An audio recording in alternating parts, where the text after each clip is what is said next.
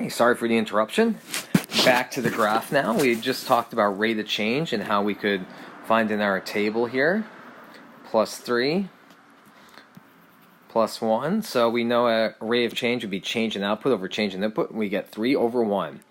Now we're talking about how we get it from a graph.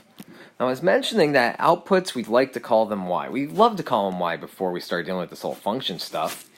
It's because it represents our y-axis. So when you look at your output going up by 3, what that's telling you is when you're going from one point to another, notice this, you go up by plus 3 right here, and then you're going to be going over, take a guess, 1.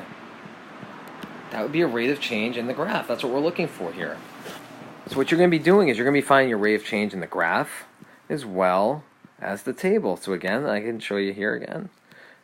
Up 3 over 1. I've got myself a nice little rate of change here in my graph. You're going to be doing the same thing here for examples 2, 3, and 4. Okay, so your goal is you're going to be doing 2, 3, and 4 on your own. Now, we're also going to be doing recursive and explicit functions of geometric sequences. Now, oh man, they just give me some numbers.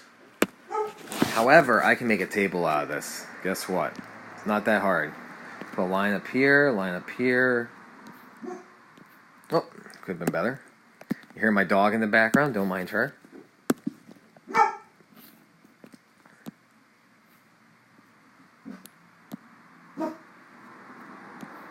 Okay. So, now this is my first number. This is my second number. This is my third number. And this is my fourth number. That's an awful looking 3. Bear with me. I think I can make that better. Can I? Yeah, there we go. So I just made a nice little table here. So I've got the number, which would be my input, like which number it is. First number, second number, third number. And then I've got my output right here. Bear with me. A little hard to write here, but I'm making it work. Okay.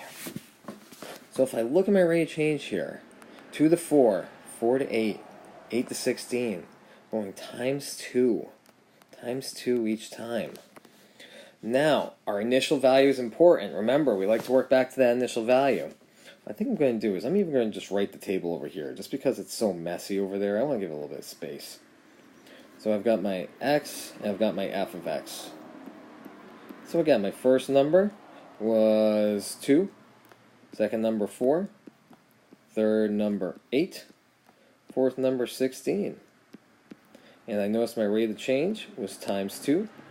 Happened every single time. Now, here's the thing. They did not give me that initial value. I need that. I'm going to need that later on. So, I need to figure out, my input is 0, what is going to be my output? Now, if I'm going forward and multiplying by 2, I would have to go backwards here, divide by 2, and 2 divided by 2 gives me 1. Nice. So I got an initial value. Now I'm going to write my formulas. I'm actually going to write the explicit one first, because I've already done all that work.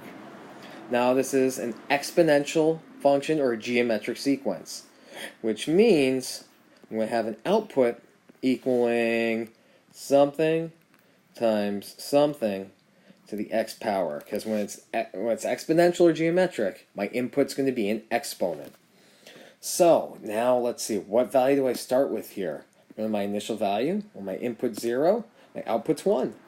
So I can put 1 right here, and my rate of change is multiplying by 2.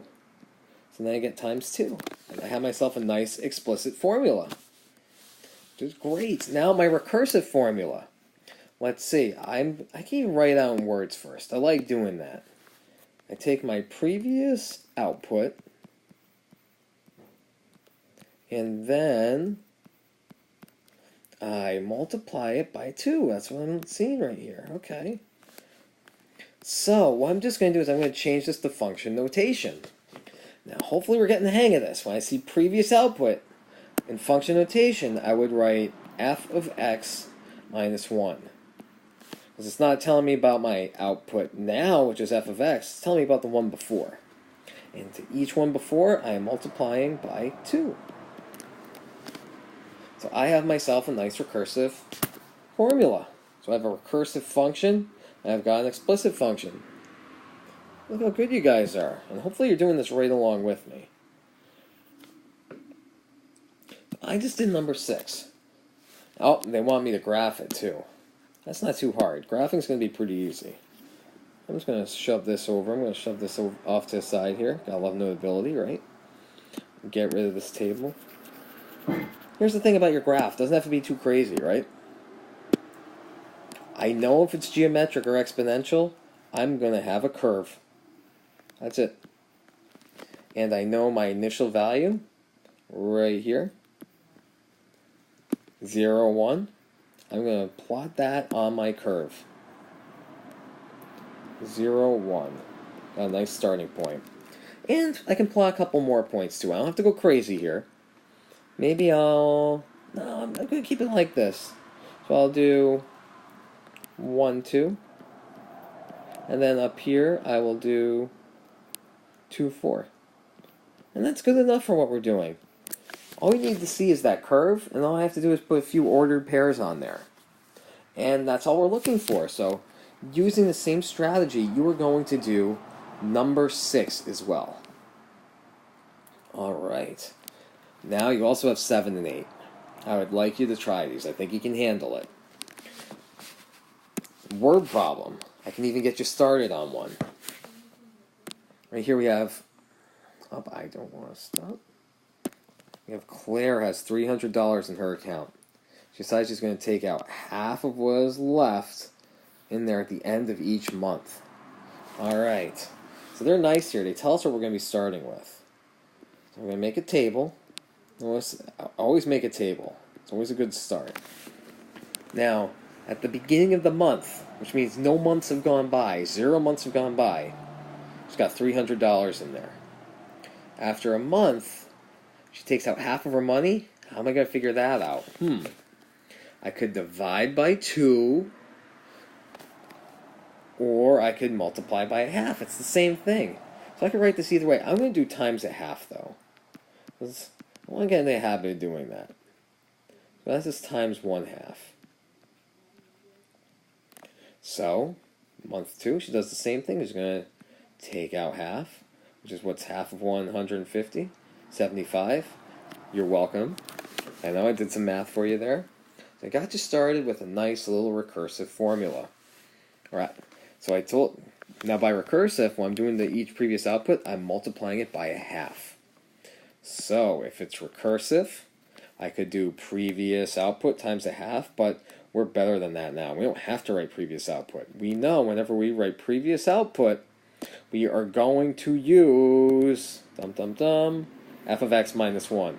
We're going to use that every time. I can literally do that for every recursive formula here. As a matter of fact, you can do that. Why not, right? Save yourself some time. I'm going to do that. Every recursive formula is going to have f of x minus 1 in it. Look at that. Isn't that nice? Nice and easy. And I have my rate of change here is times a half. And now I just have to find my rate of changes for the other ones, but I know that all these represent that previous value. The f of x minus 1. Got them all started. Now for my explicit formula here, I think you guys can get there. You got your initial value, you got your rate of change. I'm confident you can get there. So your goal is you're going to be doing 1 through 8. I'm going to hold off on 9, and let's see. Well, we might hold off on 10 and 11. I think that might be a good idea. Nah, you know what? I changed my mind. You guys are going to end up doing 1 through 8, and then I'm going to have you try 10 and 11. So your assignment is 1 through 8 and 10 through 11. Use the video to help you. You guys have done great, and you made some good progress. I'm confident you can do this. Best of luck with this assignment. Take care.